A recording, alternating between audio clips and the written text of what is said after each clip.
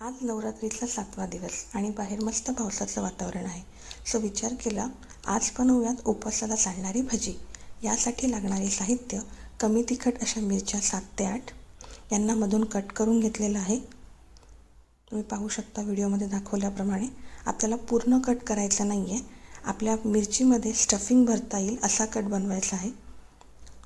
आतल्या स्टफिंगसाठी मी वापरला आहे शेंगदाण्याचा कूट, थोडी तीळ, जिरे पावडर, चवीनुसार ॲड करते आहे, बारीक कापलेली कोथिंबीर, चवीनुसार मीठ, तिखट आणि लिंबाचा रस. कोथिंबीर आणि लिंबाचा रस टोटली ऑप्शनल आहे. जर तुम्ही उपवासाला खात असाल तर ॲड करा, नाही ॲड केलं तरी चालेल. याला व्यवस्थित एकजीव करून घेतलं आहे. आपलं स्टफिंग रेडी आहे. आता हे स्टफिंग आपण मिरचीमध्ये भरून घेणार आहोत. स्टफिंग भरताना काळजी घ्यायची आहे की मिरचीचे तुकडे पडणार नाही.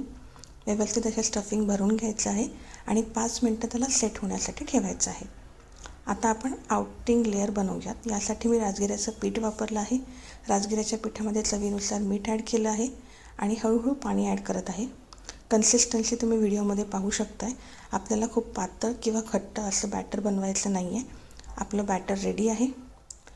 मिरच्या आपल्या भरून रेडी आहेत. गरम करायला तेल ठेवलं आहे. बॅटरमध्ये मिरच्या डीप केल्या आहेत. व्यवस्थित त्यांना कोटिंग केलेली आहे आणि गरम तेलामध्ये आता ह्या मिरच्या आपण तळून घेणार आहोत. कमी गॅसवर मस्त शॅलो फ्राय करायच्या आहेत ह्या मिरच्या. मस्त असा घमघमाट सुटला आहे आणि आपले भजे रेडी आहेत. मस्त असे क्रंची झाले आहेत. एन्जॉय करा उपवास आणि यम्मी यम्मी भजे. Have a nice weekend.